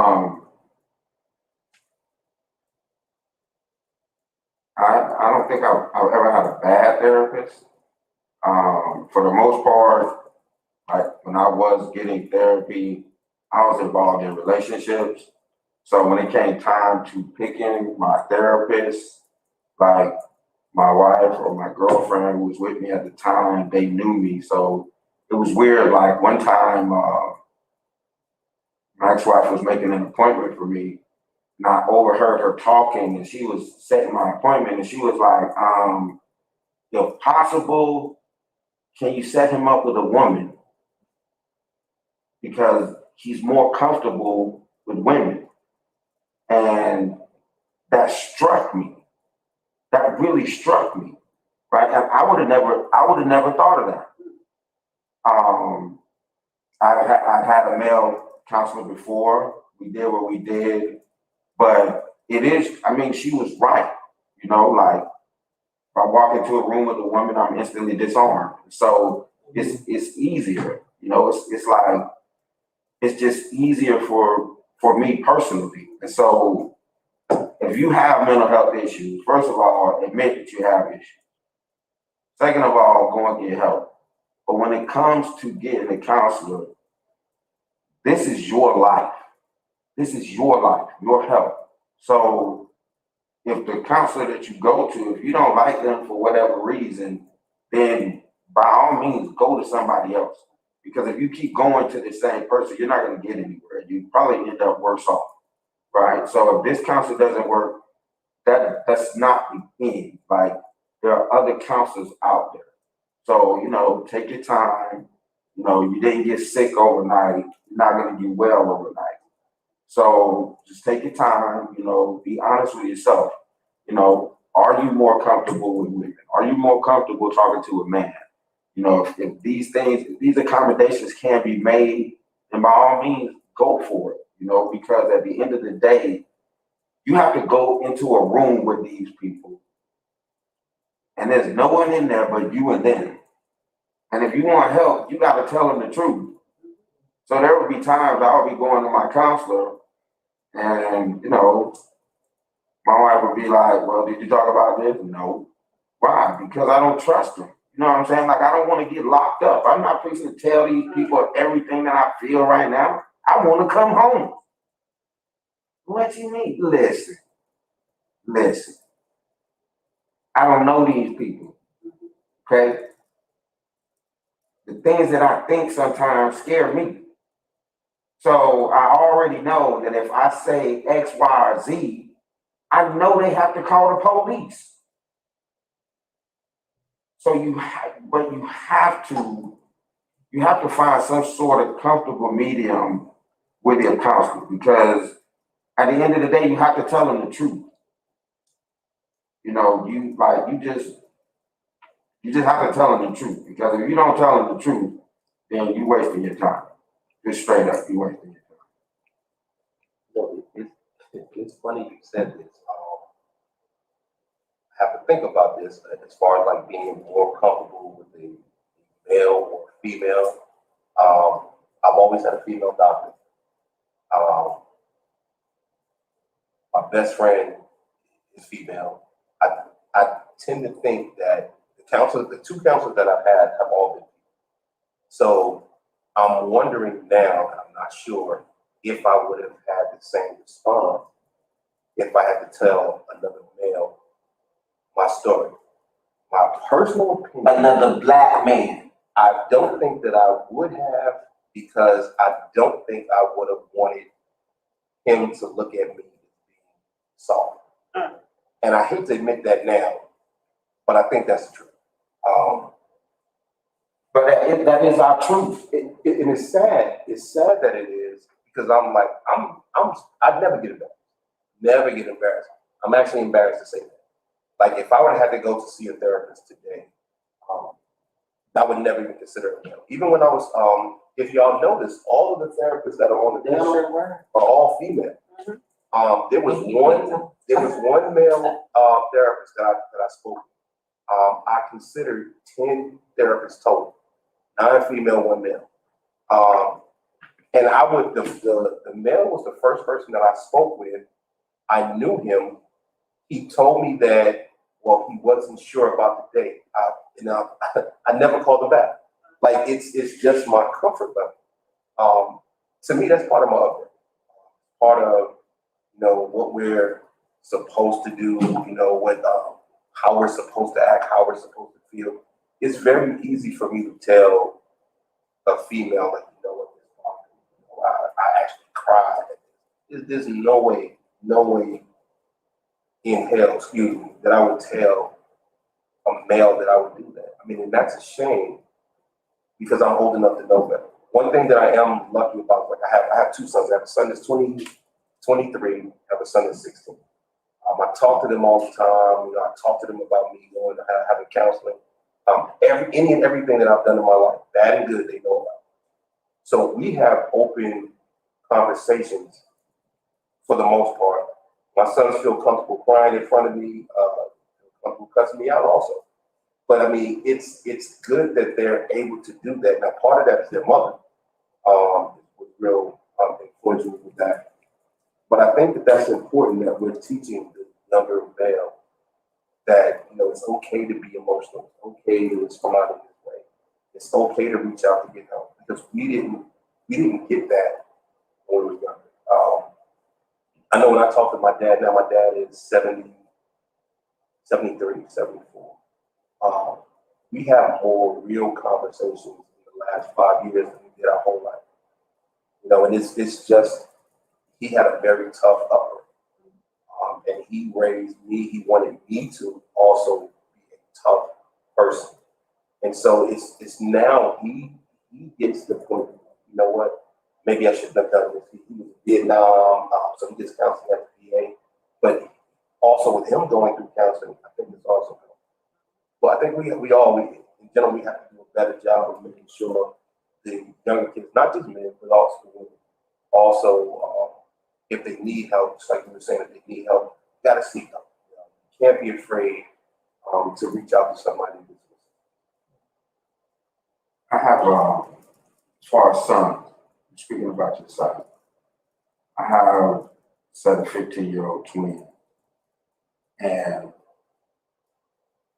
because their mom, at one point, because their mama was a psych nurse, and this is really, really, it's weird to say this, but if there was anybody in my family that I would go to and talk to about my mental health issues, it wouldn't be my mama, it wouldn't be my daddy, it would actually be my two youngest. Out of everyone in my family, as intelligent as all these people I have in my family, the people that I feel most comfortable talking about my mental health issues with are my two youngest children. Because the judgment, there's no judgment. There's no judgment. Their mom has explained to them, listen, y'all daddy got a problem. And that's just the truth. This is who he is. This is why he does what he does.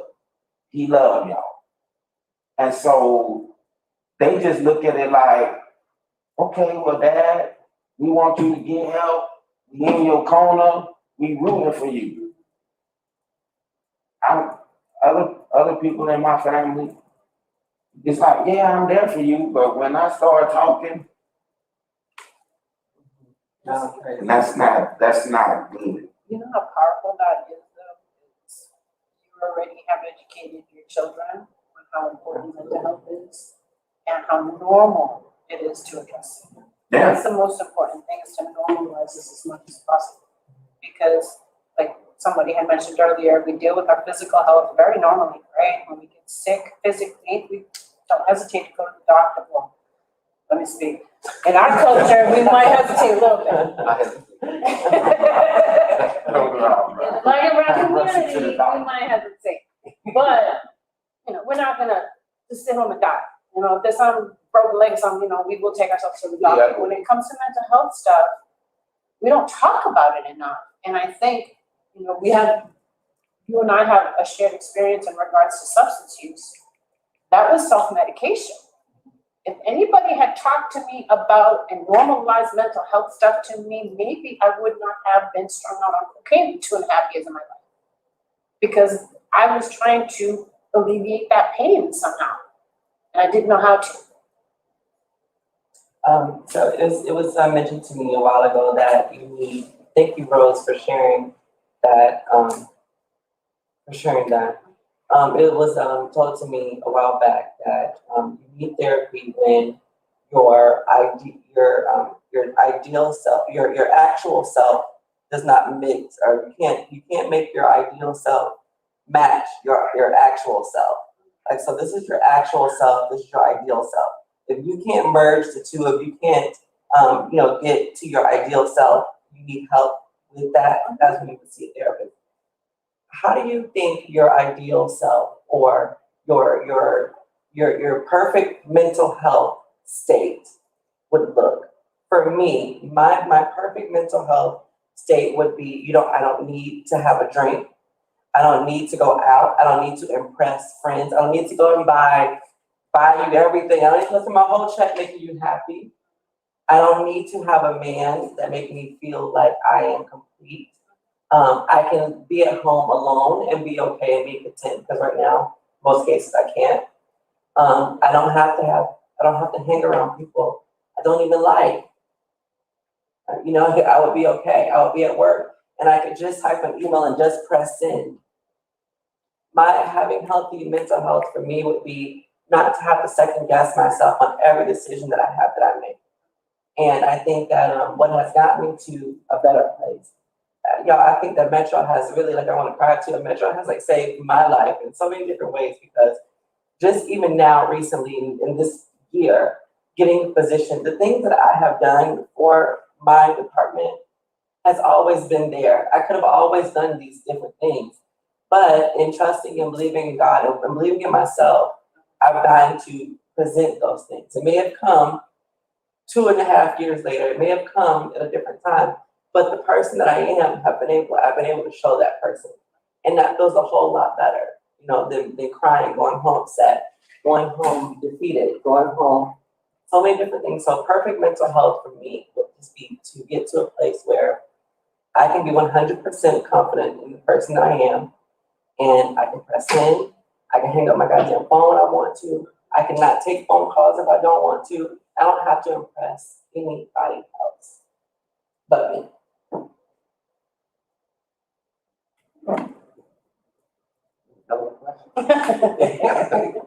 Wow. I don't know what that looks like. I'm perfectly I'm perfectly comfortable in my own skin at this time. I think for the last, say, 5 or 10 years, I'm comfortable being by myself. I like going home and not having anybody else there. I can go on the patio. Full disclosure, I like to have a good cigar, a shot of cognac every now and then. So, and I'm okay with just not doing anything. But I'm also okay in front of people. I'm okay talking. I'm okay in crowds. I didn't always used to be like that. I have to give credit that my oldest son is very I just can't say enough about this kid. This kid he just seems to get it. How when you're, you always see your teenagers going through things, they don't know who they are, they don't know what they want. They trying to fit in. He learned very early, I'm just gonna do what makes me happy. So he's 11 and 12. And I'm like, man, you need to wear these clothes. I bought you these Timbs. I'm from Jersey. We wear Timbs and we wear Jordans. I'm like, I got you these Timbs. Nah, Dad, I like Skechers. Can't wear Skechers. I'm like, he was so confident in himself. He was actually the person. I never told him this. I would watch him. I'm like, how can this teenage kid get this? But all of these adults don't. And I did tell him, I was like, man, you got it a lot sooner than I did. He just assumed that I was talking about that I got it in my teens. Oh, but I was in my 30s. And it was just, but my kids helped me change. I have a 2-year-old daughter now. Jesus. It is, I get her every Monday, Wednesday, and every day. So when I had her this morning, she comes to my house, gives me a hug, kisses me on the cheek, and then she goes and plays with me. She calls me in here to come and play with me. After 10 minutes, she's like, get out. Literally, she's like, get out. And I have to leave my room. I go back out on the patio, and then when she's ready for me, she'll bring me back in. That's how I want to be. I want to be that comfortable and that confident that, okay, if I need you, I'm going to go and get you. But if I don't need you, guess what? Get out. I'm ready to move on. Now I'm not there, but I'm hoping to get there. So we'll see what the next 10 years look like. Me, for me, I don't want to hear no more voices. I want to be emotionally stable. I want to be able to go to sleep without medicine. And I want to feel like if I'm not in a relationship that I'm working. I want to be able to function on my own. I want to be able to take care of myself. And I just, like, I can't do that now. You know what I'm saying? And I guess, like, before it was cool when I was in a relationship because that's just certain things I didn't have to worry about. Like, they would take care of me. Like, it was great. You know what I'm saying? Okay, but now I'm single and I have to remember that I have to order my meds. I have to remember to take my meds. I have to remember, hey, you need to eat. You know what I'm saying? Like you need to go to bed at a certain time every night so you can get up. It's like, I mean, I've readily admitted it. Like I'm a big kid. I'm a big kid. Then you add on top of that, I'm a big kid with mental health issues. So it's like, yeah, my perfect self would be no mental health issues. Would be to just be able to walk around and smile and not feel like, okay, you know, if I don't put on this image, you know, that I'm this dude, then now I gotta punch this dude in the face. And all I'm trying to do is just be a cool guy and just, you know, they told a funny joke and I laughed, but you know, oh, well, he's soft. Okay, now I gotta punch you in the face. And then I'm wrong for that. So for me, like, I would just love to wake up one day and just not have to deal with anything. Any of it. I think, like, perfect world, I would want to be 2 steps to the right of where I am. I tend to look at the spotlight and go, that's where I want to be, right? Like, that's exactly where I'm supposed to be and what I'm supposed to be doing. That fills my cup, and I'm gonna stand 2 steps outside the light and let somebody else take it because I don't know if I'm ready for that. I don't know if they're ready for me. You know what I mean? Like that uncertainty and that the second guessing and not having the complete confidence to just stand in it is what I'm working towards now in therapy because I love me. It took me a long time to get to a point where I can say like this kid is pretty all right? Like, but I had to go through the process of learning to find myself and learn to love myself. And now that I'm in that, learning how to take that and be out in the world, right? Like I'm ready to stop hesitating before I do the things that I want to do. I'm ready to stop telling myself that like when I blank, then I'm done, right? Like I had top surgery in 2016, right?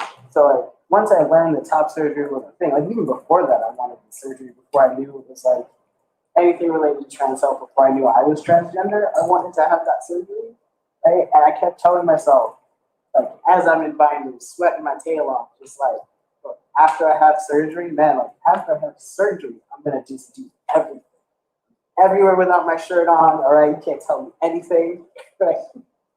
Like 100%, and I'm gonna feel like me. People are gonna look at me and see me, and then like I'm just gonna be in there, right? Like I'm not gonna have to worry about it. And I had surgery, and I did like everywhere without my shirt on, right? And then I realized that like, yeah, but I don't want anybody to look at my nipples and my belly and like look at me, but don't look at me though. You know, like it's not just like I'm using the physical attributes, right? But like when I say like look at me, but don't look at me, I mean that like I want you to see me, right? Like when I go out into the world, I want to just be me 100% and have that be how I interact with the world and not have any questions about that. Like that's where that's perfect mental health for me. Not that I'm not anxious, not that I'm not coping with depression and like living with it and living through it, but that despite all of these things, I'm out there living. I'm in the life. Let's go. Let's do it. We're singing our shirts. I want to go back to that in the life. I do. Go ahead. Yeah. Thank you. Thank you. Gosh. Okay, so I consider myself an empath because I feel things very deeply. And I feel other people's pain very deeply. So for me, mental health is so overwhelming because I don't just address the issues that I live with. I'm also trying to address what's going on in the world. Yes, you are. Not that I think I can save the world. But you're trying. But I'm trying. But you are. And I don't know how to shut it off. That's my problem. I don't know how to shut it off. I will see oppression. I'll see racism. I'll see sexism. I'll see anything that's unjust, and I don't know how to shut it. I don't know how to ignore it. I don't know how to live in a bubble. I've got to speak on it. I've got to try to fix it. I've got to smash through it. It sits on my chest. So that's something I think I have to address. I don't know if it's learning how to set better boundaries for myself. I'm not sure exactly just yet, but that is what good mental health would look like for me, where I'm not absorbing all of this all the time because I really don't process it well. Last year, when all the stuff hit the fan and we went on lockdown, they immediately went into like, I gotta do something. I gotta plan something. We gotta do an event. We gotta do some education. We gotta do some activism. And I was so overwhelmed with the hatred that I received and the racism that I received in my face on social media that I started raging. Like all that anger that I had thought I could cope with and deal with throughout my life just came bubbling up. And I really just wanted to see the whole world burn. Like that's where I was. And that's when I went back for a tune-up. I said, no, this is not okay. Something's not okay. And I'm not happy. So beyond my therapy, I actually went to go see a psychiatrist last year and I put myself on LoveHugh because I could not cope. No matter what coping skills I had in place, nothing was helping me. And on top of dealing with PTSD and depression, I'm still grieving. I've had several really deep losses in the last few years. And that just got exacerbated. So it was like a snowball. It was just so awful. So for me, in the perfect world, I can manage my mental health in a way where I'm not falling down that rabbit hole so easily.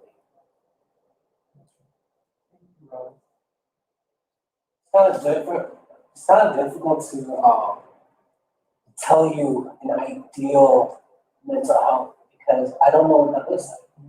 You know what I mean? I can tell you what I don't want to do. I can tell you I'm medicated. I have to live with bipolar disorder. I'm treated and stuff. And so I can tell you what life has been like for me thus far. This is the closest to any good mental health. But if I had to pick one thing though, to make it ideal, is just not to relive the past over and over and over and over again. Because especially during my drug time, because when I drank and I would forget things. I would black out, I won't remember things, wake up the next day with a hangover. But with the drug stuff, I remember everything. anything and everything. I let people do things to me in my body that I would not allow other people, and I remember all that. And so I would wish to not have to think about that on a daily basis. I would wish, I have a constant dream, not a dream, but it's like one of those vivid memories, of when I used to shoot up, the feeling that I would feel. You know, it's always the image of the needle in the arm, and the shoot, then the rush comes back, and it's like on a repeat, on just that moment. And it happens all the time. Sometimes most times I just wish that doesn't happen. Because it'll happen in the most inopportune moments. I've done it 3 times since we've been here.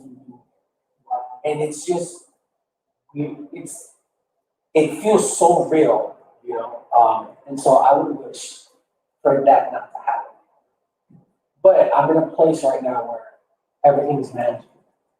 You know, everything's in place, everything, you know, we were talking to therapists and stuff like that, everything's it's in order. So I deal with it as it comes.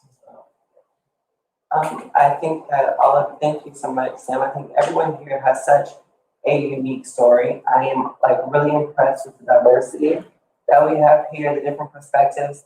And I think that the most important thing is through it all, just like you said, it's as it happens, at least one step at a time for all of us. And I have not shared something that was as, you know, like real as other people have shared. But believe me, a lot of my stuff is actually happening right now. I'm in the figuring out stages. And so you can't really, I believe, I can't really share I can't facilitate on stuff that I'm going through right now. I got to go through it. Then I can tell you how I did it, because otherwise it would be a little bit confusing. I might say, I might come back next week. So, oh, y'all know, that didn't really work. So try something else. But I thank all of you for sharing your stories. I think that spotlight that you mentioned hit me kind of hard, because I think in my younger years, becoming Kyla was like the answer to most of my mental health stuff. And I stepped into that spotlight, and I was this other person.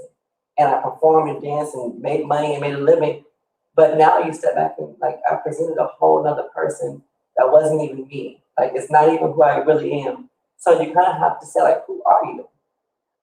I want to leave us with that, like, who are you as a person?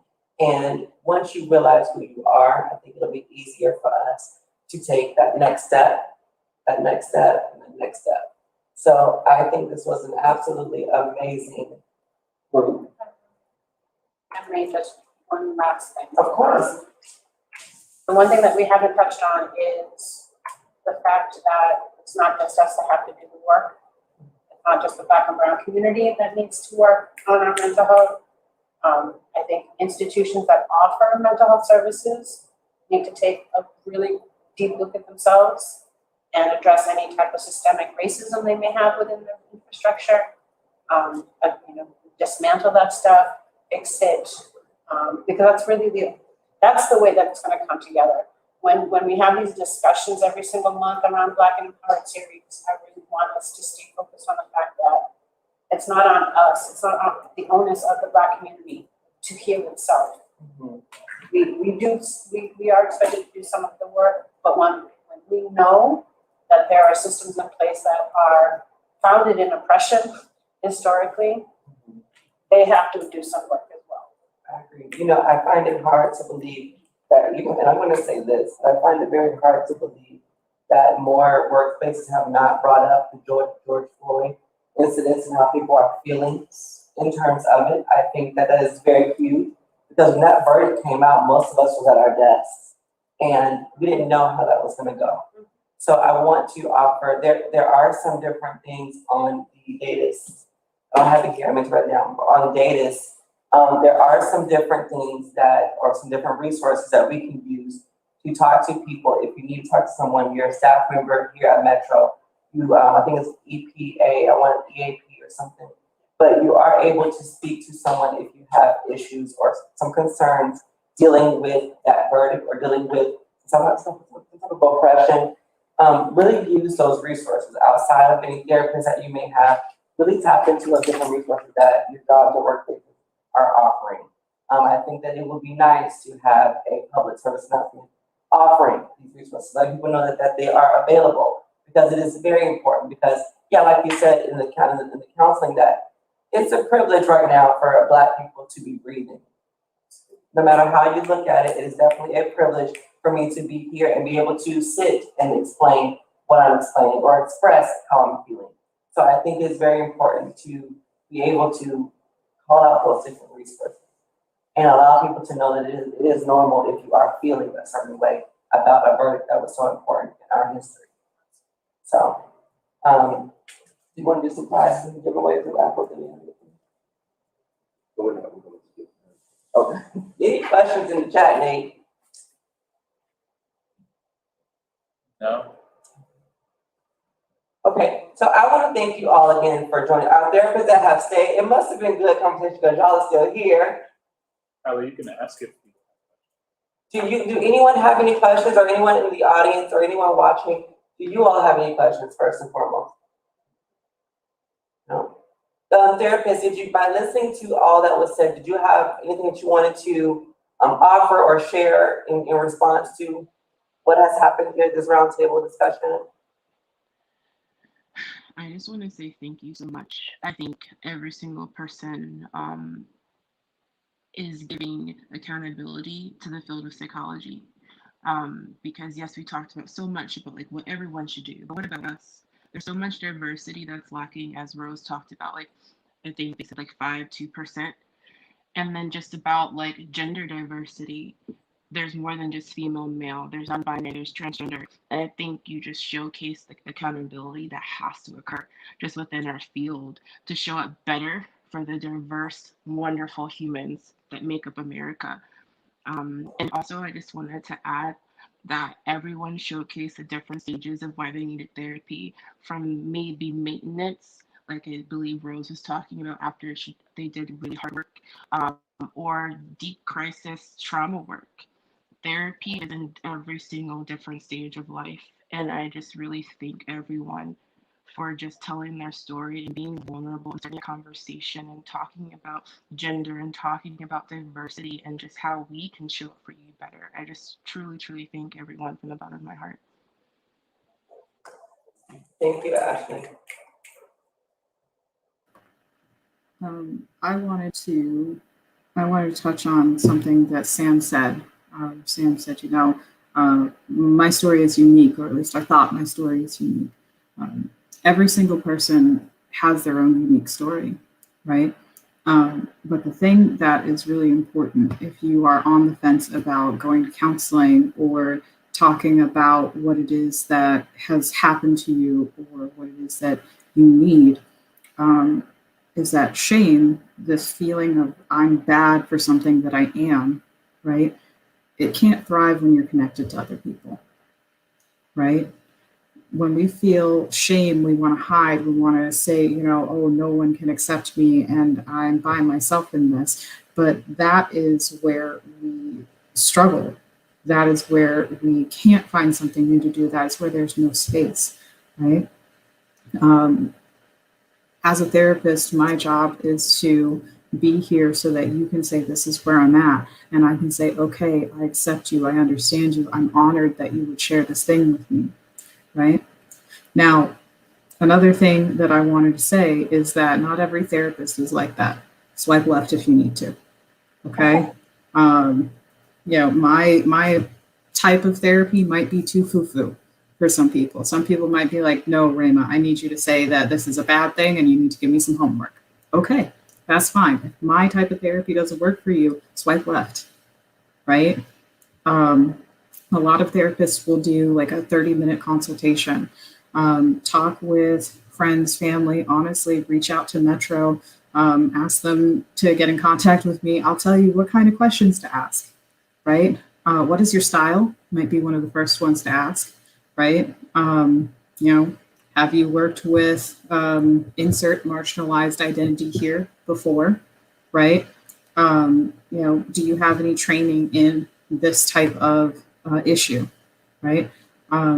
Because you are dating, but you are actually interviewing me to make sure that I can do my job to take care of you. So I just wanted to put that out there. Oh, last thing, also ask them about the limits of confidentiality. If you ever feel like if I say this thing, they're going to send me to jail, or they're going to send me to a mental hospital, or they're going to lock me up, or whatever, ask them about the limits of confidentiality, right? Ask them what things are like reportable offenses, because I've had people hold back until I said, by the way, this is something I have no interest in reporting. This has nothing to do with reporting or whatever. And so many people were like, oh my gosh, I thought you were going to lock me up, right? If you're struggling with substance use, okay, tell me, because my job is to help you with that. My job's not to make your life harder, right? So like, let me know that so that we can make a plan together of what that treatment might look like, right? Let's see what would be effective for you. Because if you're under-reporting to me, you're not being honest with me, you're hiding and holding things back, I can't actually help you. You're asking me to help a version of you that doesn't actually exist, right? And now I'll stop talking. I'm sorry. I will do this.